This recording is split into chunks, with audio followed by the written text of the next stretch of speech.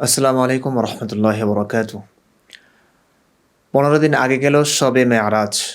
সেটি নিয়ে আমার বিস্তারিত ভিডিও আছে, শবে মেয়ারাজের চেপে রাখা ইতিহাস।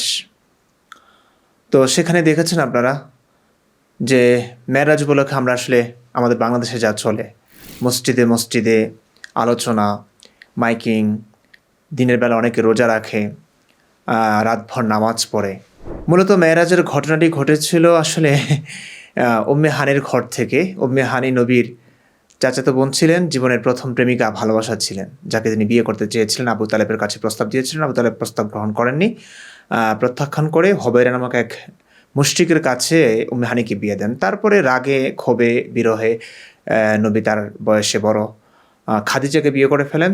দীর্ঘদিন যাবৎ খাদিজার বিবাহ বন্ধনে আবদ্ধ ছিলেন। খাদিজার যখন মৃত্যু হয়ে যায়, আবু তালেবের মৃত্যু হয়ে যায়, এমন একটা শোকের মুহূর্তে আসলে মেরাজের ঘটনাটি ঘটে। এবং এই মেরাজের ঘটনাটি ঘটে মূলত উম্মে হানির ঘর থেকে, যে উম্মে হানিকে তিনি বিয়ে করতে চেয়েছিলেন, ভালোবেসেছিলেন। ব্যাপারটা খটকা লাগে। যাই হোক, 15 দিন গেল, আজকে শবে বরাত। শবে বরাতের প্রকৃত ইতিহাস কি? সমস্ত ইমাম ও খতিবদের কাছ থেকে একটা হাদিসে শুনবেন যে আল্লাহ তাআলা আকাশে আসেন। ইন্নাল্লাহা লা ইয়াত্তালিউ ফি লাইলাতিন নিসফি মিন শাবান ফায়াগফিরু লিজামিই খালকিহি ইল্লা লিমুশরিকিন আও মুশাহিনিন। অর্থাৎ মধ্য শাবান, লাইলাতুন নিসফি মিন শাবান, অর্থাৎ শাবানের 15 তারিখ। এটাকে হাদিসের ভাষায় লাইলাতুন নিসফি মিন শাবান বলা হয়। এই মধ্য শাবানে আল্লাহ তাআলা আত্মপ্রকাশ করেন এবং সৃষ্টিজীবের মধ্য থেকে প্রায় সকলকেই ক্ষমা করে দেন। 2 শ্রেণীর মানুষকে আল্লাহ তাআলা ক্ষমা করেন না, লিমুশরিকিন আও মুশাহিন। মুশরিক এবং হিংসুক, বিদ্বেষ পোষণকারীদেরকে আল্লাহ তাআলা ক্ষমা করেন না। এই হাদিসটা শুনে থাকবেন। এর সঙ্গে হয়তো নফল নামাজের কথা, যেহেতু মানুষ শবে বরাত উপলক্ষে কিছু করতেই চায়, মসজিদে জড়ো হয় রাতভর নামাজ পড়বার জন্য, তখন তারা এটাকে পুরোপুরি ইগনোর করতে পারেন না, অস্বীকার করতে পারেন না। মানুষকে জমিয়ে রাখবার জন্য, মানুষের আবেগের অনুকূলে তারা কথাগুলো বলেন যে নফল নামাজ পড়তে পারেন, পার্সোনাল ইবাদত করতে পারেন বলে। এগুলো জাস্ট এমনি। শবে বরাতে আসলে কি ঘটেছিল, এই হাদিসের যে একটা দীর্ঘ হাদিসের শেষাংশ কিন্তু এটা। আমি হাদিসটা শোনাবো, পুরো ইতিহাসটা, প্রেক্ষাপটটা আপনারা বুঝবেন। আসলে শবে বরাতে কি হয়েছিল, কি ঘটেছিল, কেন শবে বরাত আমাদের কাছে গুরুত্বপূর্ণ। চলুন আমরা পুরো হাদিসটা একটু শুনি। সুনানে আন-নাসাই, ইসলাম ফাউন্ডেশন, বাংলাদেশ, 3965 নং হাদিস, বাবুল গায়রহ, আত্মাভিমান, এই অধ্যায়ে হাদিসটা আনা হয়েছে। যতগুলো হাদিস আছে, এই পুরো হাদিসটার মানে মূল ঘটনাটা এই হাদিসে বোঝা যায়, বিস্তারিত এসেছে এই হাদিসে। মুহাম্মদ ইবনে কায়েস রহমতুল্লাহ আলাইহি থেকে বর্ণিত, তিনি বলেন, আমি আয়েশা রাদিয়াল্লাহু তাআলা আনহা থেকে শুনেছি, তিনি বলেন, রাসূলুল্লাহ সাল্লাল্লাহু আলাইহি ওয়াসাল্লাম এবং আমার ব্যাপারে কি তোমাদেরকে বর্ণনা করব না? আমরা বললাম, কেন করবেন না? তিনি বললেন, একবার রাসূলুল্লাহ সাল্লাল্লাহু আলাইহি ওয়াসাল্লাম পালার রাতে ইশার সালাত আদায়ের পর ফিরে আসলেন। মানে যেই রাতে আয়েশা রাদিয়াল্লাহু তাআলা আনহার ঘরে তার পালা ছিল। নবীর অনেকগুলো স্ত্রী থাকলে এক এক স্ত্রীর কাছে পালা থাকে, রাত্রি যাপনের দিবস নির্দিষ্ট থাকে, সেটাকেই পালা বলা হচ্ছে। তো এশার নামাজের পরে রাসূল করিম সাল্লাল্লাহু আলাইহি ওয়াসাল্লাম আয়েশার কাছে ফিরে আসলেন। তারপর তার জুতা পায়ের দিকে রাখলেন, তার চাদর রেখে দিলেন এবং তার একটি লুঙ্গি বিছানার ওপর বিছালেন। তারপর তিনি মাত্র এতটুকু সময় অবস্থান করলেন যতক্ষণে তার ধারণা হলো যে আমি ঘুমিয়ে পড়েছি। তারপর উঠে আস্তে করে জুতা পরলেন এবং আস্তে করে তার চাদর নিলেন। তারপর আস্তে করে দরজা খুললেন এবং বের হয়ে আস্তে দরজা চাপিয়ে দিলেন। আর আমি মাথার উপর দিয়ে কামিজটি পরিধান করলাম, ওড়না পরলাম এবং চাদরটি গায়ে আবৃত করলাম ও তার পিছনে চললাম। তিনি বাকিতে আসলেন, জান্নাতুল বাকি, কবরস্থান। কেন গিয়েছেন ওখানে একটু বুঝবেন হাদিসের পুরোটা শুনলে, একটু মনোযোগ দিয়ে শুনুন। তিনি বাকিতে আসলেন এবং 3 বার হাত উঠালেন ও বহুক্ষণ দাঁড়ালেন। তারপর ফিরে আসছিলেন, আমিও ফিরে আসছিলাম। তিনি একটু তীব্র গতিতে চললেন, আমিও তীব্র গতিতে চললাম। তিনি দৌড়ালেন, আমিও দৌড়ালাম। তিনি পৌঁছে গেলেন, তবে আমি তার আগে পৌঁছে গেলাম। নবীর আগেই আয়েশা রাদিয়াল্লাহু তাআলা আনহা পৌঁছে গেছেন বাসায়। ঘরে প্রবেশ করেই শুয়ে পড়লাম। তিনিও প্রবেশ করলেন এবং বললেন, হে আয়েশা, কি হয়েছে, তোমার পেট যে ফুলে গেছে। নবী বলছেন আয়েশাকে ডেকে। তার মানে নবী বুঝে গেছেন আয়েশা আসলে তার পিছু নিয়েছিল। শুনবেন তার পরবর্তী কথায়, হে আয়েশা, কি হয়েছে, তোমার পেট যে ফুলে গেছে। বর্ণনাকারী সুলাইমান বলেন, ইবনে ওয়াহাব অর্থাৎ একজন রাবী এর পরিবর্তে দ্রুত চলার কারণ হাঁপিয়ে ওঠা শব্দটি বলেছেন বলে ধারণা করছি। আচ্ছা, এটা বর্ণনার ব্যাপার। রাসূলুল্লাহ সাল্লাল্লাহু আলাইহি সাল্লাম বললেন, ঘটনা কি বলো, ঘটনা কি বলো, নচেত আল্লাহ যিনি সূক্ষ্মদর্শী ও সম্যক পরিজ্ঞাত তিনি আমাকে খবর দিবেন। আল্লাহ নামক ফেক ক্যারেক্টারের ভয় দেখালেন। একটু মনোযোগ দিয়ে শুনলে বুঝবেন কি হয়েছিল সেই রাতে। আমি বললাম, আমার পিতামাতা আপনার প্রতি উৎসর্গ হোক, এবং ঘটনাটির বর্ণনা দিলাম। আয়েশা ছোট্ট অল্প বয়সী তরুণী ছিলেন। ধর্মান্ধতা তার মাঝে খুব স্বাভাবিক। তিনি ভয় পেয়ে গিয়েছিলেন, ভেবেছিলেন যে নবীর সঙ্গে আল্লাহর সম্পর্ক মনে হয় আছে। তো এমন একটা ভয় যখন দেখালেন, তিনি হয়তো ভেবে নিয়েছিলেন আসলেই মনে হয় আমি যা করেছি আল্লাহ মনে হয় তা বলে দিবে। তো তিনি আসলেই ভয় পেয়ে গেছেন। আমি বললাম, আমার পিতামাতা আপনার প্রতি উৎসর্গ হোক, এবং ঘটনাটির বিবরণ দিলাম। রাসূলুল্লাহ সাল্লাল্লাহু আলাইহি সাল্লাম বললেন, তাহলে তুমি সেই ছায়ামূর্তি যা আমি আমার সামনে দেখছিলাম। বুঝতে পেরেছেন ব্যাপারটা? তার মানে নবী যখন আয়েশা ঘুমিয়ে আছে মনে করে চুপি চুপি ধীরে ধীরে চলে গেছিলেন ঘরের বাইরে, কোথাও গিয়েছিলেন আমরা সেটা জানি না। নবী ঘর থেকে বের হয়ে যখন হাঁটছিলেন তখনই বুঝে গিয়েছিলেন যে তার পিছনে কেউ একজন আছে, কারণ নবীর সামনে ওই পিছনের ছায়ামূর্তিটা দেখেছিলেন তিনি। তখনই নবী সতর্ক হয়ে গিয়েছিলেন। একটু দেখুন, তাহলে তুমি সেই ছায়ামূর্তি যা আমি আমার সামনে দেখছিলাম? আমি বললাম হ্যাঁ। আয়েশা স্বীকার করে দিয়েছেন। আয়েশা রাদিয়াল্লাহু তাআলা আনহা বললেন, এরপর রাসূলুল্লাহ সাল্লাল্লাহু আলাইহি সাল্লাম আমার বক্ষে একটি মুষ্টাঘাত করলেন যা আমাকে ব্যথা দিল। হযরত মুহাম্মদ সাল্লাল্লাহু আলাইহি সাল্লাম তার তরুণী স্ত্রীকে আয়েশার বুকে একটা ঘুষি মারলেন। আয়েশা এতে ব্যথাও পেয়েছেন। এই বউ পিটানোর হাদিস আরও আছে, এটাও একটা প্রমাণ। আচ্ছা, যা হোক। তারপর রাসূলুল্লাহ সাল্লাল্লাহু আলাইহি সাল্লাম বললেন, তুমি কি ধারণা করেছো আল্লাহ এবং তার রসুল তোমার উপর জুলুম করবে? এই কথাটা কি একটু বুঝতে পেরেছেন? তুমি কি ধারণা করেছো আল্লাহ এবং তার রসুল তোমার উপর জুলুম করবে? কেমন জুলুম? এই হাদিসটা যখন প্রথম পড়ি অবাক হয়ে যাই যে আমরা তো এটা কল্পনাও করিনি। নবীর প্রতি আমাদের এত সুধারণা, এত ভালো ধারণা যে আমরা তো নবীর ব্যাপারে কল্পনাই করিনি খারাপ কিছু।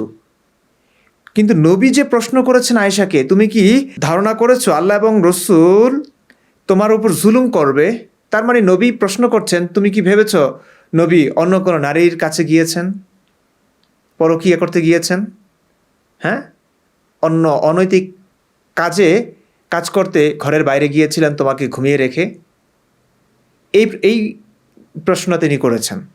আয়েশা রাদিয়াল্লাহু তাআলা আনহা বললেন, লোক যতই গোপন করুক না কেন আল্লাহ তা নিশ্চিত জানেন। হ্যাঁ, আয়েশা সরল ছিলেন, যদিও বুদ্ধিমতী ছিলেন। আয়েশা কিন্তু পরবর্তীতে বুঝতে পেরেছেন নবীর আল্লাহ যে ফেক, এরকম হাদিস আছে। আচ্ছা, সেদিকে আমি যাচ্ছি না। তো আয়েশা তখন এটা তখনকার কথা হিসেবে যদি বলি, আয়েশা তখন একদমই ছোট ছিলেন এবং তিনি ভয় পেয়ে গিয়েছিলেন যে না, আল্লাহ হয়তো বলে দিবে, আমি আমার কথাটা বলে দিই, সত্য কথাটা। রাসূলুল্লাহ সাল্লাল্লাহু আলাইহি সাল্লাম বললেন, নিশ্চয়ই তুমি যখন আমাকে দেখছিলে তখন, এই যে নবীগিরি দেখাচ্ছে, তখন জিবরিল আলাইহিস সালাম আমার কাছে এসেছিলেন। তুমি যে শুয়ে যাওয়ায় কাপড় খুলে ফেলেছ তাই জিবরিল আলাইহিস সালাম প্রবেশ করেননি। আহা হা হা। অন্য সময়? আচ্ছা, যাও। তোমার থেকে গোপন করে আমাকে ডাকলেন জিবরাইল, তোমার থেকে গোপন করে আমাকে ডাকলেন, আমিও তোমার থেকে গোপন করে উত্তর দিলাম। মনে করলাম তুমি ঘুমিয়ে পড়েছ, তোমাকে জাগিয়ে দেওয়াটা পছন্দ করলাম না, এবং এই ভয়ও ছিল যে আমি চলে যাওয়ার কারণে তুমি নিঃসঙ্গতা বোধ করবে। জিবরাইল আলাইহিস সালাম আমাকে নির্দেশ দিলে জান্নাতুল বাকিতে অবস্থানকারীদের কাছে যাই এবং তাদের রবের কাছে তাদের জন্য ক্ষমা চাই। কাহিনীকে বুঝতে পেরেছেন? এই হাদিসে আর আসে নাই, এখানেই শেষ হয়েছে হাদিসটা। এই হাদিসের সঙ্গেই কিছু যুক্ত হয়েছে। নবী জান্নাতুল বাকিতে গিয়ে লোকদের জন্য দোয়া করেছেন এবং কখনো কখনো বলেছেন, কিছু কিছু হাদিসে এসেছে যে আল্লাহ তাআলা এই রাতে আত্মপ্রকাশ করেন এবং সকল মানুষকে ক্ষমা করে দেন, মুশরিক এবং মুশাহিন, হিংসা বিদ্বেষ পোষণকারী ছাড়া। মুশরিকদেরকে ক্ষমা করেন না এবং বিদ্বেষ পোষণকারীদের কেউ ক্ষমা করেন না, হিংসুকদেরকে ক্ষমা করেন না। ওই হাদিসটা কিন্তু এই হাদিসেরই অংশ, একই। সবগুলো হাদিস যদি শোনাতে পারতাম বুঝতেন। এখন কথা হচ্ছে এখানে আসলে ঘটনা কি ঘটেছে। নবী তার স্ত্রী আয়েশার পালার দিন ঘুম পাড়িয়ে রেখে ধীরে ধীরে রাত্র গভীর হলে তিনি বাইরে চলে গিয়েছেন। কেন আমরা জানি না, কেন আমরা জানি না। কিন্তু নবী যখন বের হয়েছিলেন তখন তিনি আঁচ করতে পেরেছিলেন, টের পেয়েছিলেন যে তার পিছনে কেউ একজন আসছে, এবং তিনি নিশ্চয়ই যাকে সন্দেহ করেছেন তিনি আয়েশাই, নিশ্চয়ই ভেবে নিয়েছিলেন যে আয়েশা তো মনে হয় জেগে গেছে। এখন নবী আর পিছনে তাকায়নি। নবী তো আসলেই চালাক ছিলেন, খুবই ধুরন্ধর ছিলেন, বুদ্ধিমান ছিলেন। নবী পিছনে তাকাননি। নবী ভাবলেন যে আমি তো ধরা খেয়েই গেছি, আমার পিছনে তো আয়েশা পিছু নিচ্ছেই। এখন আমি যা করব, যেখানে যাব, আমার যে উদ্দেশ্য, আমার যে মিশন, কোন নারীর কাছে যাবে কে জানে, উম্মে হানির কাছে নাকি কে আমি জানি না, বাস। কিন্তু নবীর এই স্বভাব যে ছিল, এটা কিন্তু অনেক হাদিস দ্বারা স্পষ্ট। যা হোক, তিনি যখন বুঝতে পেরেছিলেন আয়েশা পিছু নিয়েছে, এখন আমার মিশন সাকসেস করতে পারবো না আমি, তখন তিনি চলে গেলেন, তার মিশন অন্য একটা হয়ে গেল, জান্নাতুল বাকিতে চলে গেলেন, আল্লাহর কাছে দোয়া করলেন।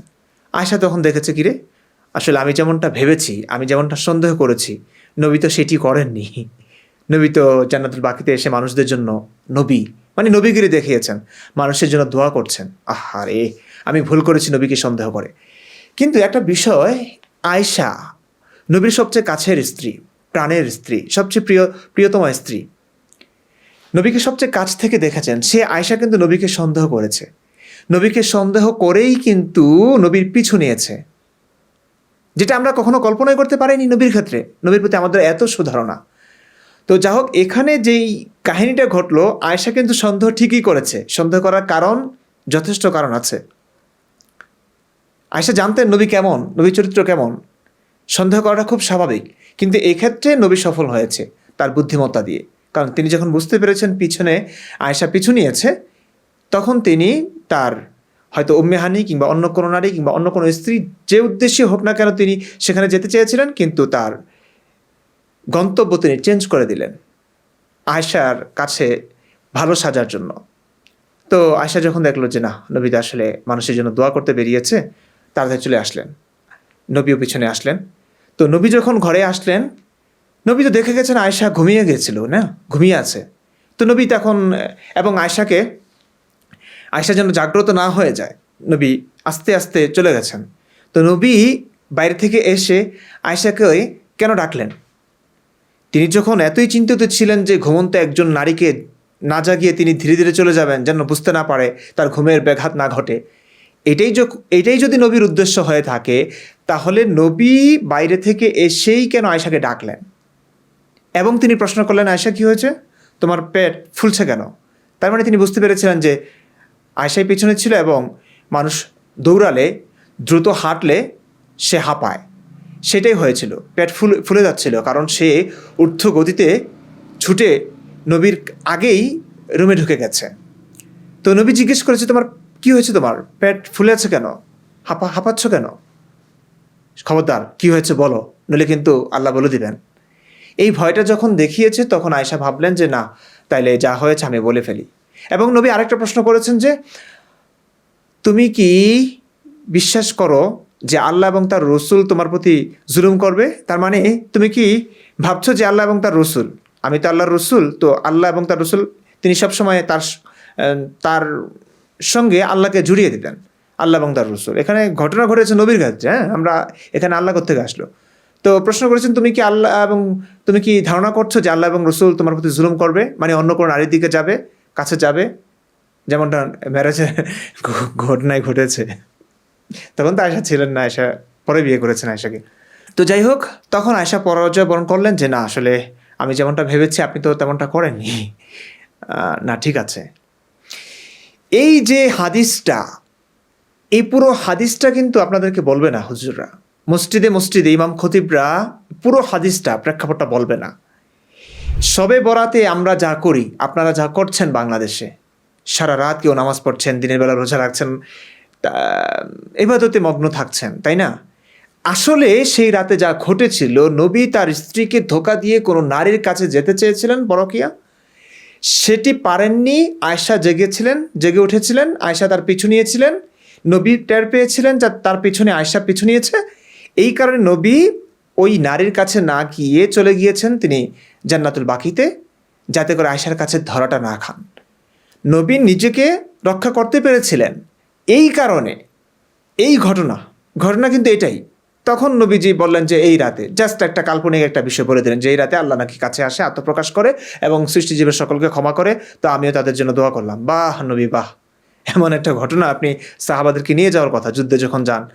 যাই হোক, এগুলো আমি বলছি না, এগুলো বুদ্ধিমত্তা যারা আছে, সামান্য সেন্স যাদের আছে, তারা এগুলো পড়লে জানলে ভালো করে বুঝবে। এবং পুরো নবী চরিত্র সম্পর্কে যদি জানে নবী আসলে কি করতে চেয়েছিলেন সেই রাতে, এটা কারো কাছে অস্পষ্ট থাকবে না। যাই হোক, এই ঘটনা থেকে নবী কাল্পনিক এই গল্পটা বানালেন যে এই রাতে আল্লাহ আত্মপ্রকাশ করেন, সকলকে ক্ষমা করেন, মুশরিক এবং হিংসুক ছাড়া সকলকে ক্ষমা করে দেন। এই কারণেই এখন শবে বরাত উপলক্ষে আজকে আমাদের বাংলাদেশে যা হচ্ছে দেখছেনই, সরলমনা মানুষরা নামাজ পড়তে ব্যস্ত, এই মানুষরা কোরআন পড়তে ব্যস্ত, তাও কোরআন যদি বুঝে বুঝে পড়তো, ওই শুধু তেলাওয়াত। এরা রোজা রাখতে ব্যস্ত। চিন্তা করেছেন অবস্থাটা? চিন্তা করেছেন আপনি? একটু তো বোঝার চেষ্টা করুন আসলে কি হয়েছে। যে রাতে নবী একজন নারীর কাছে পরকীয়া করতে গিয়েছিলেন, হয়তো রওনা দিয়েছিলেন, ধরা খেয়ে তিনি অন্য একটা গল্প বলে দিলেন, আর সেটা বিশ্বাস করে আমরা, সেই অংশটুকুই আমরা শুনছি। মানুষের দোষ নাই, আমি জানি, আমিও কিন্তু এইসবই বলেছি। মুসল্লিরা যখন বলতো হুজুর শবে বরাত উপলক্ষে তো বয়ান করতেই হবে, মাইক লাগিয়ে দিত, তা আমি একজন ইমাম হিসেবে, খতিব হিসেবে আমাকে বলতেই হতো। তখন কি করবো আর, মানুষকে তার পুরো হাদিস বলা যায় না। পুরো হাদিস বললে ইয়াং ছেলেরা অবশ্যই প্রশ্ন করতো, হুজুর নবীর স্ত্রী আয়েশা নবীকে এমন সন্দেহ কেন করলো? আমরা তেমন সন্দেহ করি না নবীকে। তখন আমি কি বলবো যে নবীর স্ত্রী আয়েশা জানতেন নবীর চরিত্র কেমন ছিল? এগুলো তো বলা যায় না ইমাম হয়ে। মানুষ আমাদেরকে মারবে তখন। মানুষের মনে খটকা লাগলে মসজিদে আসবে না, নামাজ পড়বে না, এমনি তো এটা পড়তে চায় না। তো আমরা এগুলো বলতে পারিনি। আমরা এই হাদিসের শেষ অংশটুকু বলেছিলাম। অন্যান্য হাদিসে শুধু ওই অংশটুকু এসেছে যে আল্লাহ তাআলা এই রাতে আত্মপ্রকাশ করেন এবং মুশরিক এবং মুশাহিন ছাড়া সকলকে ক্ষমা করে দেন। এইটুকু অংশ বলে দিতাম। এইটুকু অংশ, পুরো হাদিসের পুরো প্রেক্ষাপটটা না বলে, পুরো হাদিসটা না বলে, ঘটনাটা না বলে, আমরা শুধু এইটুকু বলে, আর নফল ইবাদতের কি ফজিলত, কোরআন তেলাওয়াতের কি ফজিলত, আপনারা এই রাতে কোরআন তেলাওয়াত করতে পারেন, নফল ইবাদত করতে পারেন, সেগুলো বলে দিতাম, বাস আলোচনা শেষ হয়ে যেত। কিন্তু তখনও নৈতিক দৃষ্টিকোণ থেকে খুব খারাপ লাগতো যে মানুষকে আমরা ধোঁকা দিচ্ছি, মানুষকে আমরা সত্যটা বলতে পারছি না। আজকে শবে বরাত, এই রাতে কি হয়েছিল, নবী আসলে কি করতে চেয়েছিলেন, পুরোটাই হচ্ছে ডালমে কুচ কালা হয় এমন টাইপের। সেই ঘটনাটা পর্যন্ত মানুষকে বলতে পারছি না। ঘটনার শেষ অংশটা যেটা বলে তিনি নবীগিরি দেখিয়েছেন, আয়েশার কাছে তিনি নিজেকে রক্ষা করেছিলেন এটা বলে, সেই অংশটুকুই শুধু মানুষকে বলছি। এই যে মানুষ, অন্ধবিশ্বাসী মানুষরা, তারা সরলমনা সারা রাত ইবাদতে কাটাতো। আমি কিন্তু বয়ান টয়ান করে রুমে এসে ঘুমাতাম কিংবা মুভি টুভি দেখতাম। হ্যাঁ, মানুষ দরজা বন্ধ করে, মানুষ ভাবতো ইমাম সাহেব তো নামাজ পড়ছে, এমনটাই বহু আলেম ইমাম খতিবরা এমনটাই করে। কিন্তু ভাই, এই যে সরলমনা মানুষরা, মানে আপনাদের কথা বিশ্বাস করে, যেই কথাগুলো আপনারা বলে অবশ্য আপনারা কি করবেন, এগুলো সত্য কথা বললে আপনারাও টিকে থাকতে পারবেন, এই মানুষটাই আপনাদেরকে মারবে। আমি জানি আসলে অসহায় আপনারা, কিন্তু আমার কাছে খারাপ লেগেছে ভাই, যে আমরা যেগুলো বলছি আমরা জানি আসলে ঘটনা কি ঘটেছিল। এগুলো বলে বলে মানুষকে সারা রাত ইবাদতে মগ্ন রাখতাম। হ্যাঁ, মানুষ ঘুম বাদ দিয়ে ঘুম ভাব নিয়ে তারা নামাজ পড়তো, আর আমি ইমাম খতিব হয়ে আমার রুমে এসে আমি নামাজ পড়ছি, মুভি দেখছি নামাজ পড়বার বদলে, আমি হয়তো নাটক দেখছি, গান শুনছি। কেমন না, বহু ইমাম খতিব এমন করে। হ্যাঁ, কেউ হয়তো মানুষকে দেখানোর জন্য মানুষের সামনে নামাজ পড়ে, কিংবা কেউ হয়তো সত্যিকার অর্থে ইতিহাস জানে না, কিংবা তার বিশ্বাস সে নামাজ পড়ছে, এমনও আছে, সব ধরনের লোকই আছে। কিন্তু বহু ইমাম খতিবকে আমি দেখেছি, আমার বন্ধু বান্ধব যারা আছেন দেখেছি আমি, এই রাতে সবে মেরাজ বলেন, সবে বরাত বলেন, সবে কদর বলেন, কোনো রাত্রিতেই তারা আসলে ইবাদতে কাটায় না। ওই বাস মানুষকে ওয়াজ টস করি, মানুষের সামনে ওয়াজ করে এসে মানুষকে ইবাদতে মগ্ন করে সে রুমে এসে মুভি দেখে, পর্ন দেখে, নাটক দেখে, গান শুনে, কিংবা হাসি মজাক সে করতে থাকে। এভাবেই চলে। এখন পুরো ঘটনাটা, পুরো হাদিসটা জেনে আপনার কি মনে হচ্ছে বলুন? আপনি হয়তো নবীর প্রতি সুধারণা থাকবার কারণে, নবীর প্রতি অন্ধবিশ্বাস থাকবার কারণে কল্পনাই করতে পারবেন না। আয়েশা কিন্তু করেছিল, সন্দেহ কিন্তু করেছিল। আপনি করতে না পারলে আয়েশা কিন্তু করেছিল। তো পুরো হাদিসটা যখন পড়বেন, আপনার কাছে কি মনে হচ্ছে একটু ভাবুন।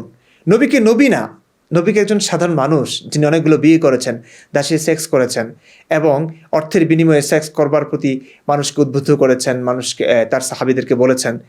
এই সবগুলো ব্যাপার মিলিয়ে, এবং নবী রাস্তায় মহিলাদেরকে দেখলে তিনি উত্তেজিত হয়ে যেতেন, বাসায় এসে স্ত্রীদের সঙ্গে যৌন সঙ্গম করতেন। এই সবগুলো হাদিসকে সামনে রেখে, নবীর চরিত্রটাকে পুরোপুরি সামনে রেখে এই ঘটনাটাকে একটু যাচাই করুন। আপনার কাছে কি মনে হচ্ছে, নবী কি আসলেই জান্নাতুল বাকিতে মানুষদের জন্য দোয়া করতে গিয়েছিলেন? যদি এটা করতেন তাহলে আয়েশার ঘুম ভেঙে যাবে, আয়েশার কাছ থেকে লুকোচুরি করে এই কাজটা করতে যেতেন না। এমনটা করেননি অন্য ক্ষেত্রে। এই ঘটনার এই অংশটুকু প্রচার করা হবে যে নবী কতটা সুচরিত্রের অধিকারী, যে তার স্ত্রী ঘুমিয়ে আছে, ঘুমন্ত একটা মানুষকে না জাগিয়ে তিনি ধীরে ধীরে চলে গিয়েছেন ঘরের বাইরে, যাতে করে স্ত্রীর ঘুম না ভাঙে, কষ্ট না হয়। এভাবেই বলেন তারা, এভাবে এখান থেকে মানবতা নেন তারা। একটু চিন্তা করুন, শুধু একটু চিন্তা করুন। আমি লুকাই নাকি আলেমরা লুকান? আমি আকবর না বলে প্রচার করি নাকি আলেমরা করেন? এবং পুরো হাদিসটা আপনারা, রেফারেন্স তো আছেই, কোনো আলেমের কাছে, মুফতির কাছে গিয়ে জিজ্ঞেস করুন, হুজুর আয়েশা রাদিয়াল্লাহু তাআলা আনহা কেন নবীকে সন্দেহ করলেন? এই ঘটনাটা আসলে কি ঘটেছিল? ডাল মে কুছ কালা তো হায়, মুঝে লাগ রাহা হায়। এই সন্দেহটা করতে পারেন কি না?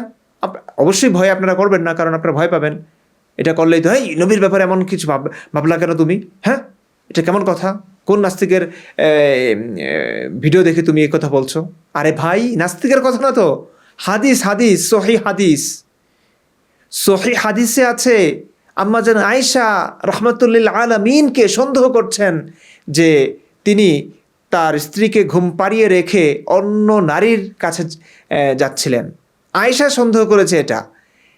এবং কিসের গ্যারান্টি আছে যে আয়েশা যদি পিছু না নিতেন, নবী জান্নাতুল বাকিতে না গিয়ে কোনো নারীর কাছে না যেতেন? কিসের গ্যারান্টি আছে? দিতে পারবেন আপনি? নবী তো বুঝতে পেরেছিল যে তার পিছনে কে, এই কারণে তিনি তার গন্তব্য চেঞ্জ করে ফেললেন। এটাই বোঝা যাচ্ছে। আমি যদি এটা বুঝি, আপনি আমাকে মারতে চাইবেন কেন? হ্যাঁ, ধর্ম রক্ষা করতে চান, এজন্যই আমাদের মুখ বন্ধ করে দিতে চান। মানুষ যদি একবার কোরআন হাদিস থেকে ইসলামটা শিখে, তাহলে কিন্তু ইসলাম শেষ। আজকে রাত্রে ইবাদত করতেই পারেন, তার আগে পুরো হাদিসটা একবার দেখে নিন, আসলে কি ঘটেছিল। আপনারা বোকার মতো পুরো রাত জেগে ইবাদত করছেন শুধুমাত্র এমন একটা ঘটনার জন্য, এমন একজন মানুষকে স্মরণ করে যে মানুষটা আসলে পরকীয়া করতে গিয়েছিলেন, ঘর থেকে তার স্ত্রীকে ধোঁকা দিয়ে অন্য কোনো নারীর কাছে যেতে চেয়েছিলেন। সেই ঘটনাকে আপনারা না বুঝে বোকার মতো ওই রাতটাকে স্মরণ করে আজকে পুরো রাত আপনারা ঘুমকে বিসর্জন দিয়ে, আরামের ঘুমকে হারাম করে আপনারা ইবাদতে কাটাচ্ছেন। কতটা বোকা আপনি, কত বড় ধোঁকা খাচ্ছেন আপনি, একবার একটু ভাবুন।